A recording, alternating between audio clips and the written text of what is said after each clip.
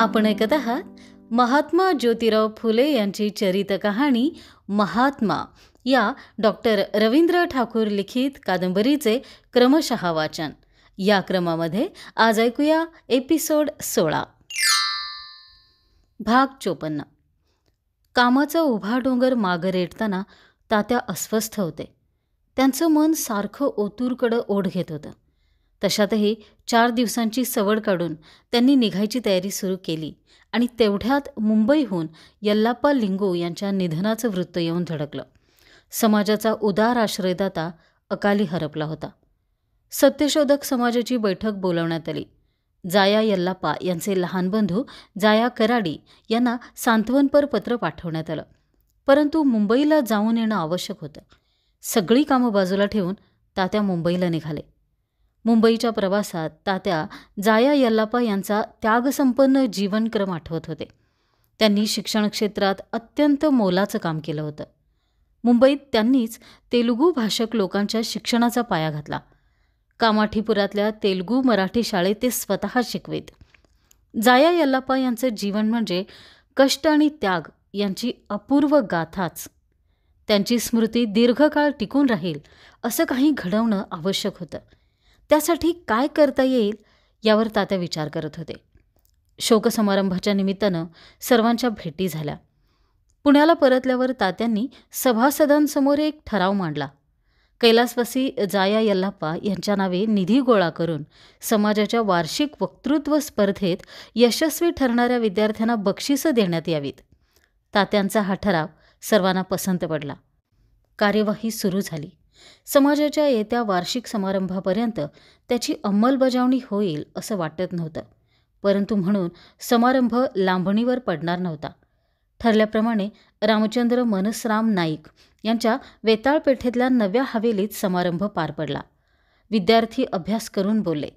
द्वारकानाथ सोनार, दामोदर शिंपी, आनंदराव रणछोडजी या विद्यार्थ्यांना बक्षीस पात्र ठरवून गौरवण्यात आलं. त्यांना समाजाच्या फंडातून बक्षिसं मिळालीच. शिवाय डॉक्टर घोले, रामशेठ उरवणे यांनीही स्वखुशीनं बक्षिसं दिली. डॉक्टर घोले यांचा मुलगा गोपाळ यानंही भाषण केलं. लहानशा वयात त्यानं दाखवलेल्या सभाधीटपणावर खुश होऊन तात्यांनी त्याला आपल्या वतीनं बक्षीस दिलं. डॉक्टर घोले अध्यक्ष झाल्यापासून बरीच कामं झाली. काम कोणतंही असो, मन लावून करणं हाच त्यांचा स्वभाव.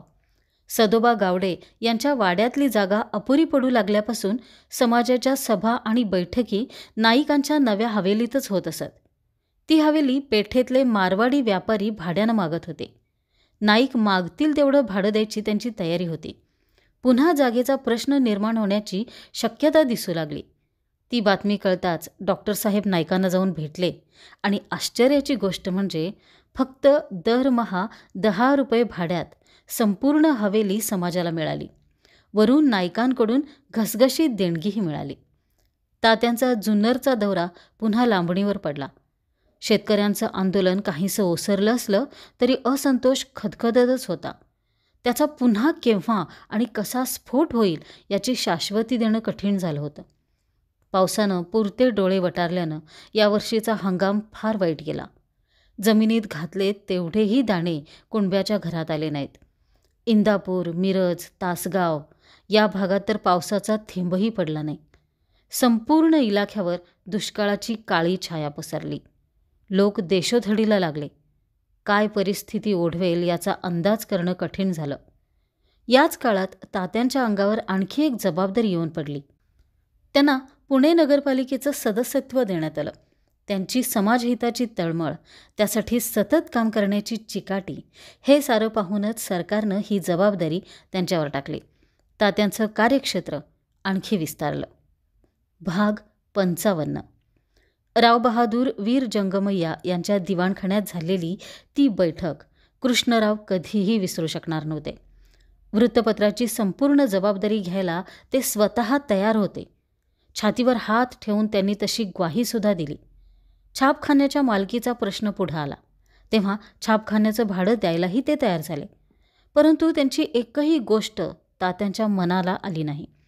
खडाजंगीचा वाद होऊन शेवटी त्याच बैठकीत छापखाना परत पाठवायचा निर्णय झाला. गेली 2 वर्ष कृष्णरावांनी एकच हट्ट धरला होता. कोणत्याही परिस्थितीत वृत्तपत्र सुरू करा. आपलं स्वतःचं वृत्तपत्र असल्याशिवाय समाजाचे विचार लोकांपर्यंत पोचवणं आणि लोकांची गाऱ्हाणी सरकारपुढं मांडणं या गोष्टी शक्य नाहीत. समाज विचाराच्या प्रसारासाठी काही लिहिलं तर पुण्यातली ब्राह्मणी वृत्तपत्र ते छापतील याची मुळीच खात्री नसे.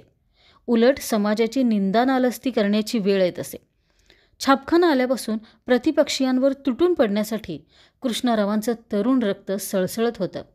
आपल्या लेखणीच्या बळावर आपण वृत्तपत्र चालवू शकू याची त्यांना पूर्ण खात्री होती. परंतु वृत्तपत्र सुरू करण्याबाबत तात्या सुरुवातीपासूनच फारसे उत्सुक नव्हते. तात्यांनी चालवलेली टाळाटाळ पाहून कृष्णरावांनी काही वजनदार गृहस्थांमार्फत त्यांचं मन वळवण्याचा प्रयत्न केला. परंतु तात्यांचं आपलं एकच. ज्या लोकांना अजून वर्तमानपत्र म्हणजे काय, कोल्हा कुत्रा की माकड हेही माहिती नाही, त्यांच्यासाठी पुरेसा शिक्षण प्रसार झाल्याशिवाय वर्तमानपत्र काढून काहीही उपयोग नाही. तात्यांचा हा विचार कृष्णरावांना मान्य नव्हता. ते आजही आपल्या मताला चिकटून होते. खरं म्हणजे छापखान्याच्या मालकी हक्काचा प्रश्न तात्यांनी आणि आणखी काही सभासदांनी उगीचच लावून धरला होता. तो सोडवणं फारसं अवघड नव्हतं. मुंबईचे लोकही त्याबाबत फारसे आग्रही नव्हते. एवढेच नव्हे तर वृत्तपत्र सुरू करण्यासाठी तात्यांनी तो छापखाना कृष्णरावांच्या ताब्यात द्यावा अशी काही सभासदांची इच्छा होती. परंतु तात्यांनीच त्याबाबत प्रतिकूल भूमिका घेतली. कृष्णराव अजूनही तोच विचार करत होते. छापखाना परत जाण्यापूर्वी ते पुन्हा एकदा या विषयावर तात्यांशी बोलणार होते. गेल्या काही दिवसातलं तात्यांचं तुटक वागणं लक्षात घेता त्यांचा विचार बदलण्याची शक्यता कमीच दिसत होती. तरीही ते तात्यांशी बोलणार होते. सकाळी कृष्णरावांचा घोडा दुकानासमोर थांबला. तेव्हा तात्या कामावर निघायची तयारी करत होते. हडपसर मांजरीच्या शिवारात कालव्याची कामं सुरू होती. ओढ्या नाल्यांवर लहान मोठे पूल बांधले जात होते. पुना कमर्शियल अँड कॉन्ट्रॅक्टिंग कंपनीनं बांधकामाला दगड पुरवायचं कंत्राट घेतलं होतं. रोज तात्यांच्या घोडागाडीच्या आधी कृष्णरावांचा घोडा कामावर हजर असे. घोडागाडी तयार होती. तात्या 2 गड्यांना काही सूचना देत होते. कृष्णराव परस्पर कामावर जायचे ते दुकानाकडे आलेले पाहून तात्यांनाही थोडं आश्चर्य वाटल्या वाचून राहिलं नाही. या कृष्णराव, आज इकडे कसे? त्यांचं स्वागत करीत तात्या म्हणाले. आपल्या भेटीसाठीच आलो होतो. छापखाना परत पाठवायच्या निर्णयावर पुन्हा एकदा विचार केला पाहिजे असं मला वाटतं. कृष्णरावांनी सरळ विषयालाच हात घातला. त्याची आवश्यकता नाही. अहो, पण समाजमताच्या प्रसारासाठी वृत्तपत्रांची एवढी आवश्यकता असताना? कृष्णराव, तात्यांचा स्वर ठाम होता. ज्यांच्यासाठी तुम्ही वृत्तपत्र काढायचं म्हणता त्यांना वृत्तपत्र म्हणजे काय हे तरी कळतं का? अक्षरशून्य लोकांच्या डोक्यात वृत्तपत्रातल्या काळ्या अक्षरांनी काय प्रकाश पडणार आहे? वृत्तपत्र चालवायचं तर नेमानं लेख लिहून देणारे विद्वान व बहुश्रुत लेखक हवेत. शूद्रात असे किती लेखक मिळतील? आणि वाचणार हे पुण्याचे लोक. ते फुकट मिळालं तर वाचतील, नाहीतर त्यात आहेच का एवढं वाचण्यासारखं म्हणून नाकं मुरडून निघून जातील. अशा स्थितीत तुम्ही कोणासाठी वृत्तपत्र काढणार आहात? शिक्षण प्रसार हेच आपलं आजचं उद्दिष्ट आहे. वर्तमानपत्र चालवणं नव्हे. लोक वाचायला शिकतील तेव्हा आपण वर्तमानपत्रही चालवू आणि त्यावेळी ते समाजाच्या धोरणानं चालवू. कृष्णराव चमकले. तात्यांचा टोमणा त्यांच्या लक्षात आला. त्यांनी आयोजित केलेलं स्वामी दयानंदांचं भांबुर्ड्याचं प्रवचन या टोमण्याला कारणीभूत होतं. दयानंदांनी शेतकऱ्यांविषयी केलेलं मतप्रतिपादन तात्यांच्या नाराजीचं मुख्य कारण ठरलं होतं. त्याचवेळी त्यांनी आपला मतभेद बोलूनही दाखवला होता. ते उघडच म्हणाले होते, ज्या शेतकऱ्यांसाठी तुम्ही एवढे तळमळता त्यांच्यासाठी दयानंदांनी काय केलं आहे? गावोगाव हिंडून वेदांवर पांडित्य करणाऱ्या विद्वानाला शेतकरी कोणत्या हालाखी दिवस काढतात हे माहिती तरी आहे का? ब्राह्मण सावकारांच्या जुलमाकडे डोळेझाक करून शेतकरी खर्चिक असतात म्हणून कर्जबाजारी असतात असं म्हणताना त्यांनी आधी शेतकऱ्यांची हालाकी पाहायची होती, मगच त्यांना खर्चिक म्हणायचं होतं. वाढीदिडीचे खोटे हिशेब करून अज्ञानी शेतकऱ्यांना फसवणाऱ्या सावकारांविरुद्ध बोलायला त्यांची दाढ का उठत नाही? तात्यांच्या मनातून अजूनही तो विषय गेलेला नव्हता. तात्यांच्या नाराजीचं एवढंच एक कारण नाही हे कृष्णरावांना माहीत होतं. तरीही तेवढ्यावरून तात्यांनी एवढा अविश्वास दाखवावा हे त्यांना मंजूर नव्हतं. परंतु तात्यांच्या भावना तीव्र होत्या. कृष्णरावांसारख्या सुशिक्षित सत्यशोधकानं पत्नीला दिलेली कठोर वागणूक पाहून तात्यांच्या मनाला फार दुःख झालं होतं. निदान कृष्णरावांनी तरी असं वागायला नको होतं. तात्यांनी आजवर कधी या गोष्टीचा उच्चार केला नव्हता, परंतु आपल्या वागण्या बोलण्यातून त्यांनी आपली नाराजी दाखवून दिली होती. समाजाच्या कार्यात तात्या कृष्णरावांना टाळू पाहत होते, त्याचं हे एक महत्त्वाचं कारण होतं. आपल्याला काय म्हणायचं आहे हे कृष्णरावांना कळलेलं आहे हे लक्षात येऊन तात्या म्हणाले, ज्यांच्यासाठी तुम्ही वृत्तपत्र काढायला निघाला आहात त्यांना अजून वाचता येत नाही, आणि ज्यांना वाचता येतं ते तुमचं वृत्तपत्र हातात धरायला तयार होणार नाहीत. हजामतीचे दर वाढल्याबरोबर हातात वस्त्रे घेणारे लोक 2 पैसे खर्च करून वर्तमानपत्र घेतील असं मला वाटत नाही. आणि ज्याच्यापुढं तुम्ही जनतेचं गाऱ्हाणं मांडायला निघाला आहात त्या दयाळू सरकारला तरी तुमचं वर्तमानपत्र वाचायला वेळ कुठे आहे? कृष्णराव आपलं म्हणणं ऐकून घेत आहेत हे पाहून तात्यांचा निर्णायक स्वर थोडा समजूतदार झाला. ते पुढे म्हणाले, कृष्णराव, महाराष्ट्रभर दुष्काळाचं सावट पसरलेलं असताना गरीब पीडितांना मदत करण्याऐवजी आपण वृत्तपत्र का छापत बसणार आहोत? मग पुण्यातल्या गुलाबी वर्तमानपत्रकर्त्या भट विद्वानात आणि आमच्या धोरणात फरक तो कोणता राहिला? ज्यांना लिहिणं आणि वाचणं एवढाच उद्योग माहिती आहे त्यांचं ठीक आहे, परंतु ज्यांच्यासाठी आपण वृत्तपत्र काढायचं म्हणतो आहोत ते आधीच अज्ञानी आहेत आणि दुष्काळामुळं त्यांना देशोधडीला लागायची वेळ आली. अशा स्थितीत तुम्ही कोणासाठी वृत्तपत्र काढणार आहात? तात्यांचे तेजस्वी डोळे निश्चयपूर्वक चमकले. कृष्णराव त्यांचा निर्णय समजून चुकले, परंतु अजूनही त्यांना तात्यांचं म्हणणं पटत नव्हतं. ते म्हणाले, तात्यासाहेब, मला तुमचं हे म्हणणं मान्य नाही. छापखाना द्यायची तुमची इच्छा नसेल तर देऊ नका, परंतु कोणत्याही परिस्थितीत वृत्तपत्र काढायचंच असं मी ठरवलं आहे. आणि तुम्ही खात्री बाळगा, समाजाच्या धोरणाला कुठलाही उणेपणा येऊ न देता मी ते चालवणार आहे, कारण मी सच्चा सत्यशोधक आहे. तात्या कृष्णरावांचा राग समजू शकत होते, परंतु त्याची पर्वा न करता ते म्हणाले, कृष्णराव, समाजाचा प्रत्येक सभासद मानवी हक्कांची पायमल्ली न करणारी व्यक्ती म्हणून समाजाच्या धोरणाशी बांधलेला आहे. तुमच्या कौटुंबिक प्रश्नाबाबत मी बोलणं उचित नाही. मी एवढंच म्हणतो की तुम्ही आधी सत्यशोधकासारखं वागायला शिका. कृष्णराव एकदम निरुत्तर झाले. त्यांचा आवेशच कोसळला. तात्यांनी वर्मावरच आघात केला होता. थोडा वेळ तसाच गेला. कोणीच काही बोललं नाही. संभाषण पुढं सुरू ठेवत तात्या म्हणाले, चला निघालं पाहिजे. तुमच्या घोड्याला आज इथंच विश्रांती घेऊ द्या. कृष्णरावांचा नाईलाज झाला. रामाला घोड्याकडे लक्ष द्यायला सांगून ते गाडीत बसले. तात्यांनी आसूड उगारला. घोडागाडी हडपसरच्या दिशेनं दौडत निघाली. वाटेत तात्या कृष्णरावांची समजूत घालण्याचा प्रयत्न करत होते, परंतु कृष्णराव ऐकून घेण्याच्या मनस्थितीत नव्हते. भाग 56. तात्यांची घोडागाडी कॅनॉलवर पोचली तेव्हा बांधकामावरचा गवंडी दगडांसाठी ओरडत होता. त्याला पाहिजे तेवढा दगड पुरवायची मजुरांची घाई चालली होती. मोठमोठे दगड डोक्यावरून वाहून नेले जात होते. त्या दिवशीच्या भेटीनंतर कृष्णराव कॅनॉलवर फारसे दिसले नव्हते. वृत्तपत्र काढायच्या त्यांच्या हालचाली सुरू झाल्या. काही गोष्टी कानावर येत होत्या, परंतु त्या विषयावर त्यांच्याशी बोलायचं नाही असंच तात्यांनी ठरवून टाकलं होतं. तात्यांनी धोतर खोचलं. तेही कामाला लागले. त्यांचा हात लागल्यावर कामाला अधिक वेग आला. मोठमोठे दगड जागेवरून हलू लागले. अंगातून घामाच्या धारा वाहू लागल्या. काम सुरूच होतं. दगड उचलून देता देता एका पिचलेल्या दगडाचे 2 भाग झाले आणि एक भाग सरळ तात्यांच्या पायावर कोसळला. तीव्र वेदनेचं धारदार पातं पायाच्या नखापासून मेंदूपर्यंत सरसरत गेलं. तात्यांनी हळूवार हातांनी जोडा काढला. अंगठ्यासह 3ही बोटं ठेचून निघाली होती. जोडा काढताच थांबलेलं रक्त वाहू लागलं. तात्यांनी चटकन मुठभर बारीक माती घेतली आणि जखमेवर दाबली. रक्त थांबलं. तात्यांच्या पायावर दगड पडल्याचं कळताच उभ्या जागी काम थांबलं. माणसं धावत आली. तात्यांना जखमेवर मातीचा लेप घालताना पाहून मुकुंदा म्हणाला, तात्यासाहेब, रगात थांबलं खरं, पण काहीतरी औषध पाणी करायच पाहिजे की. तात्या म्हणाले, अरे मुकुंदा, आपल्यासारख्या शेतकऱ्याला कशाला लागतं औषध आणि पाणी? तिथं दवाखान्यात आमची दात कोण घेतो बाबा? आपल्या शेतकऱ्याच्या जखमेवर ही माती हेच औषध. फार झालं तर हळद, नाहीतरी ठेचलेला बिब्बा मिळाला की झालं आपलं काम. बघ, थांबलं की नाही रक्त? थांबलेलं काम पुन्हा सुरू झालं, पण मुकुंदाला चैन पडेना. तो म्हणाला, तात्यासाहेब, माझं घर इथं जवळच आहे, तिथवर चला. रामबाण लावा आणि थोडा इसावा बी घ्या. तात्यांना मुकुंदाचा आग्रह मोडवेना.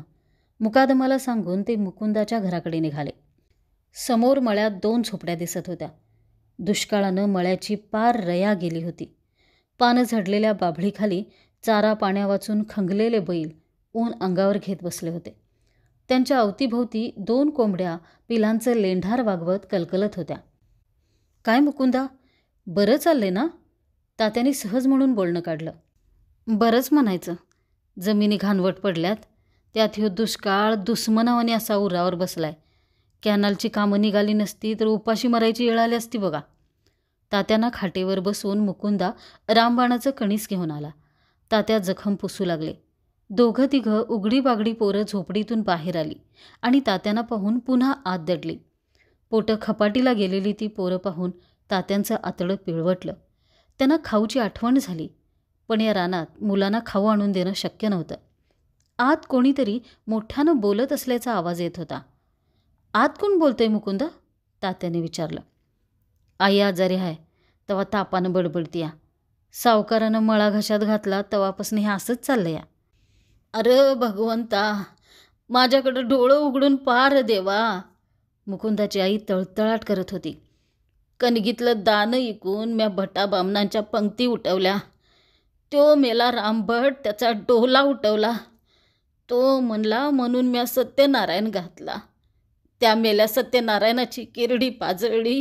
7.5 घालवाय पायी बामण पूजेला बसवले, पण तुला काय दया येईना." मुकुंदाची आई देवाला शिव्या घालत होती आणि पुन्हा त्याचीच करुणा भागत होती. "कोण आहे रे मुकुंदा?" एक अर्ध्या वयाचा गृहस्थ बाहेर येत म्हणाला. चेहऱ्या मोहऱ्यावरून तो मुकुंदाचा भाऊ वाटत होता. "तात्यासाहेब कंत्राटदार आहेत," मुकुंदा म्हणाला. "तात्यासाहेब कंत्राटदार? राम राम हो तात्यासाहेब." ओळख परिचय झाला. तात्यांनी काय काय झालं म्हणून विचारपूस करताच मुकुंदाचा भाऊ बांध फुटल्यागत बोलू लागला. "काय सांगायचं तात्यासाहेब, त्या भट कामगारांनी माझ्यावर दुपटीचा शेतसारा बसवला बघा. न्यायानं देतो म्हणलं तर त्याच्यासाठी आधी त्यांची मूठ गार करावी लागती. तेवढा पैसा माझ्याकडं व कुठला? एवढा शेतसारा भरावाच लागल म्हणले. हा कुठला न्याय म्हणायचा तात्यासाहेब? शेवट शेतसारा भरण्यासाठी मला माझा मळा घाण करून द्यावा लागला आणि काय सांगायचं. वाडीदिडी करून सावकारानं माझा मळा किंवा घशात घातला. मळा बी गेला आणि बारव बी गेली. काय काय राहिलं नाही. नालोपायी घोडा गेला. शेत साऱ्यापायी शेत गेलं." बोलता बोलता तो रडत होता. पुन्हा पुन्हा तेच सांगत होता. आत मुकुंदाच्या आईचं बडबडणं आणखी वाढलं होतं. "सावकाराविरुद्ध तुम्ही तक्रार का करत नाही?" "तक्रार? ती आणि कुठं करायची?" हताश झालेला तो शेतकरी पुढं बोलत होता. "सावकाराच्या आईचा भाऊ दप्तरदार, चुलता कलेक्टरच्या कचेरीत, थोरल्या बहिणीचा नवरा मुनसब, बायकोचा बाप तालुक्याचा फौजदार आणि जिथं जावं तिथं त्याच्याच जातीचे बामण कामगार. तवं वाद कुठं घालू? अहो, कुणाला तोंड द्यायचं? उलट जो उठतो तो आमच्यावरच फिर्याद ठोकतो. या कज्जे दलालांपायी काय राहिलं नाही बघा. समद गेलं. वकील द्यावा तर तो बी कुत्र्यावाने आमचे लचके तोडून खातो. असं कसं कायद्याचं राज आहे म्हणायचं आहे? आता तुम्हाला सांगतो, गेल्या वर्षी नांत्या पोरीचं दागिनं घाण टाकून शेतसारा भरायची वेळ आली. काय सांगायचं, तेव्हापासनं नांतीपोर घरात येऊन बसली. माझ्या पाप्याच्या हातानं पोरीच्या नाण्याचं किती चालणं झालं." कुठलीही ओळख देख नसताना तो शेतकरी भडाभडा बोलत होता. "पोरांच्या अंगावर धडूत नाहीत की पोटाला घालाय भाकर नाही.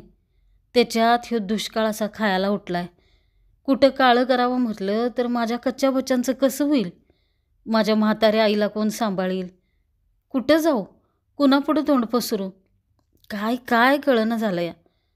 तुम्ही म्हणता तक्रार करा, पण गोऱ्यासाहेबाचं राज आज आहे उद्या नाही. ते गेलं की आम्ही त्यांच्याच तावडीत. फिर्याद केली तर ध्यानात ठेवून राग काढल्या बिगार राहणार नाहीत."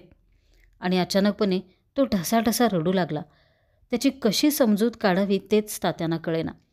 धोत्राच्या सोग्याने डोळे कोरडे करत तात्या म्हणाले, "या राज्यात न्याय लवकर मिळत नाही हे खरंच आहे. राज्य गोऱ्यासाहेबाचं असलं तरी नोकरशाही भटा ब्राह्मणांचीच आहे. परंतु काळजी करू नका.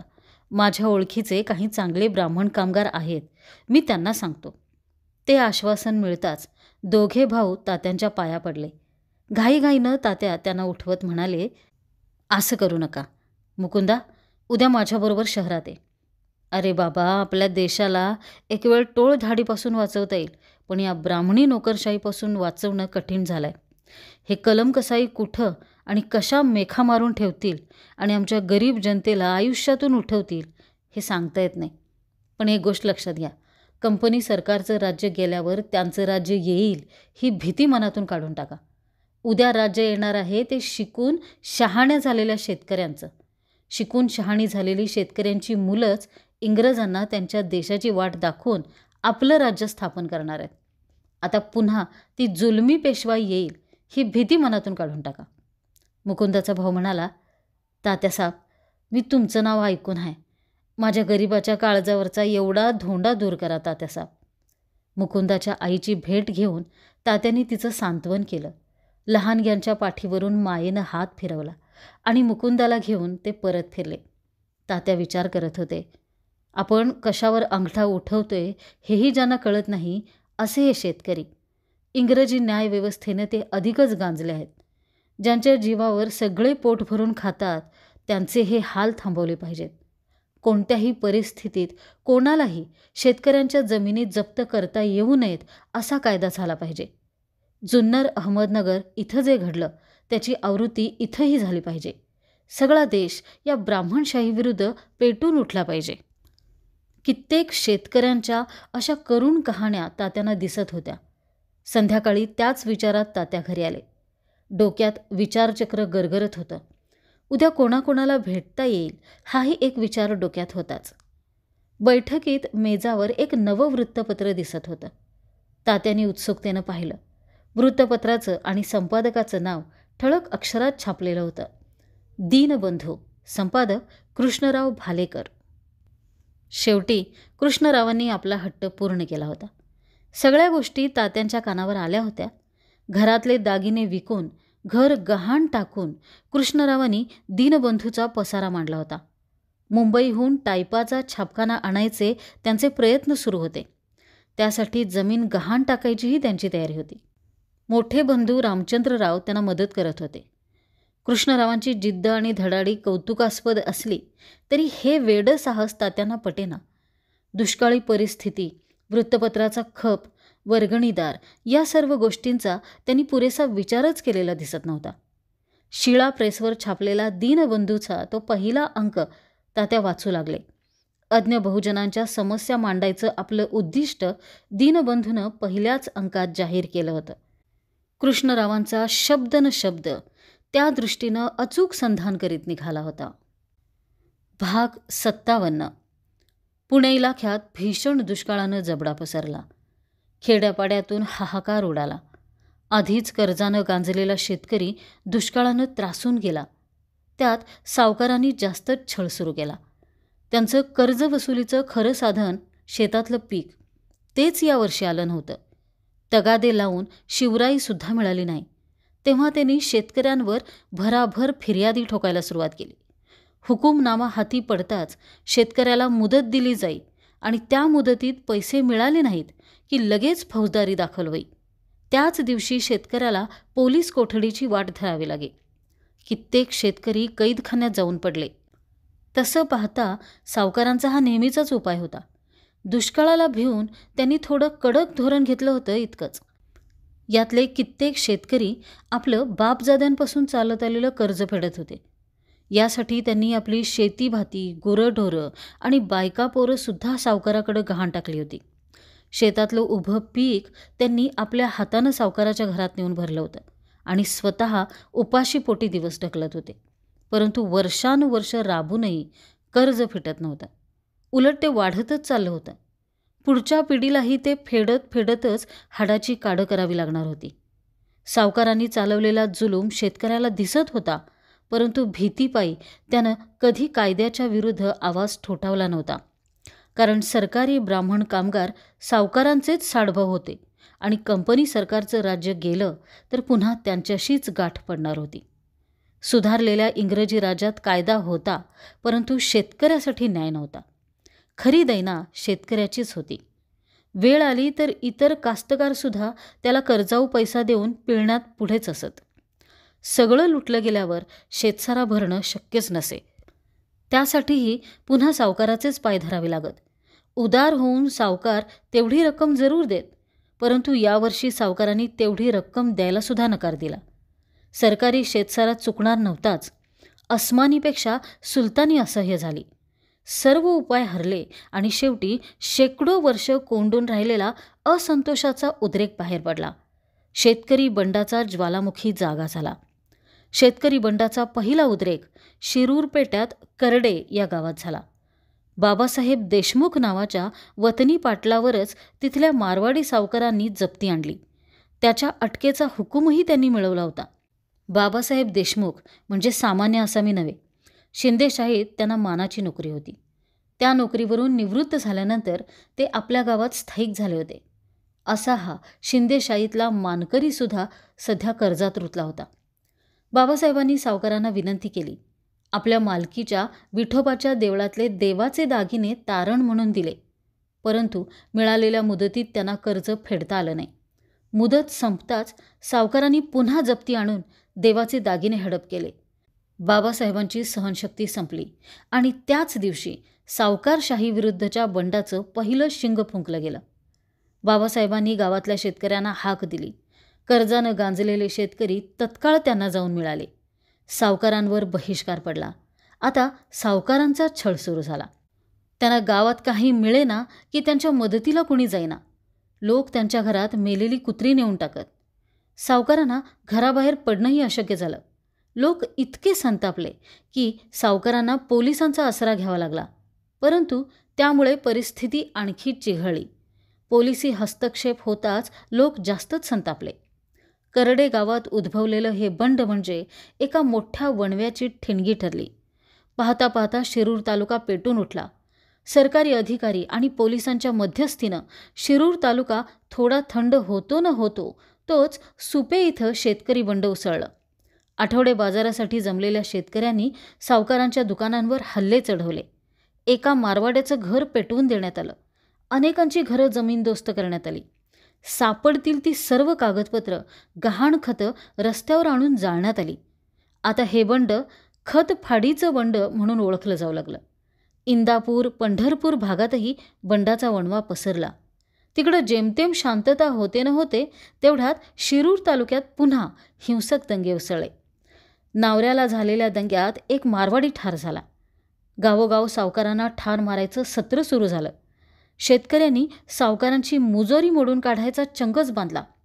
हत्यारबंद टोळ्या करून ते गावोगाव हिंडू लागले. रात्री पहाटे अचानक सावकारांच्या घरावर धाडी पडत.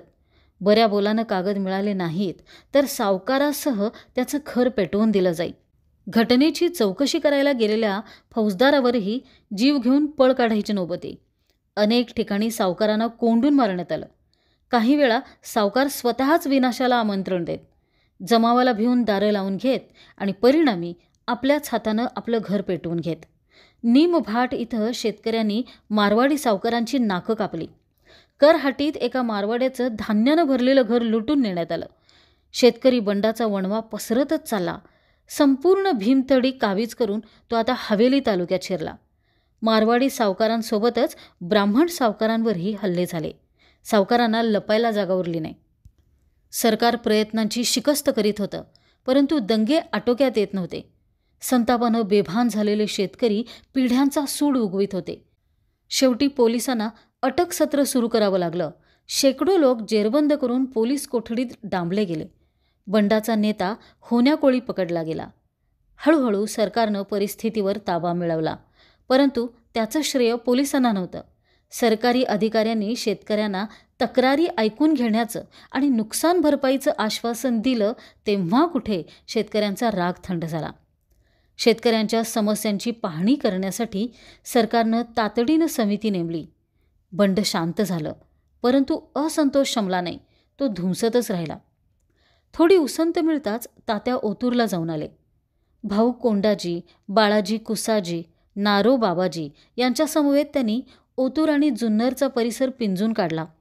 गावोगावी शेतकऱ्यांच्या सभा घेतल्या. सावकारांच्या घरांवर हल्ले करून शेतकऱ्यांनी त्यांची दप्तरं जाळून टाकली होती. दुष्ट सावकारांची नाकं कापून त्यांना कायमच्या अद्दली घडवल्या होत्या. सावकारांच्या जुलमाखाली पिचून निघालेला शेतकरी सहनशक्तीचा कडेलोट झाल्यावर बंडाला प्रवृत्त झाला होता. सरकारी समितीनं आपल्या अहवालात कर्जदार आणि सावकारांच्या परस्पर संबंधाचा अभ्यास करून काही उपाययोजना सुचवल्या. जबर व्याजाच्या आकारणीवर बंधन पडलं. शेती आणि घरादाराच्या जप्तीवर मनाई आली. आपसातले तंटे शक्यतो सामंजस्यानं सोडवण्याची तरतूद करण्यात आली. सरकारी न्यायदान पद्धतीत थोडी सुधारणा झाली. न्यायालयांची संख्या व अधिकार वाढवण्यात आले. शेतकरी कोर्टाचा दरवाजा ठोठवण्याचं धाडस करू लागले. सावकारांचेही डोळे उघडले, कारण संतापलेला शेतकरी काय करू शकतो हे त्यांनी पुरतं अनुभवलं होतं. अनेक अनुभव, अनेक प्रश्न डोक्यात घेऊन तात्या पुण्याला परतले. शेतकरी आंदोलनानं सत्यशोधक चळवळीला बाळाजी कुसाजी, नारो बाबाजी, जुन्नरकर शेटे असे नवे नेते मिळवून दिले. हे आंदोलन पुढील महासंघर्षाची नांदी ठरणार होतं. सत्यशोधक समाजाच्या वतीनं सद्यस्थितीचा विचार मांडणारी अनेक व्याख्यानं घडवून आणली गेली. वक्तृत्व स्पर्धेसाठीही तसाच महत्त्वाचा विषय निवडण्यात आला. हिंदुस्थानात वारंवार पडणारे दुष्काळ, त्यात शूद्र लोकांचं ओढवणारं मरण आणि त्यावरील उपाय, या विषयावर विद्यार्थी बोलणार होते. यशस्वी विद्यार्थ्याला जाया यल्लाप्पा यांच्या स्मृतिप्रित्यर्थ ठेवलेलं बक्षीस दिलं जाणार होतं. त्याचवेळी एक निबंध स्पर्धाही होणार होती. हिंदुस्थानाची महाराणी व्हिक्टोरिया हिंदुस्थानाचा प्रवास करीत आहे आणि महारमांग लोक तिला आपली अनेक प्रकारची दुःख सांगत आहेत अशी कल्पना करून निबंध लिहायचे होते. मार्च महिन्यात सत्यशोधक समाजाचा अहवाल अभिप्रायासाठी वृत्तपत्र आणि मासिकांकडे पाठवण्यात आला. त्यावर कोणत्या प्रतिक्रिया येतात हे आता पाहायचं होतं.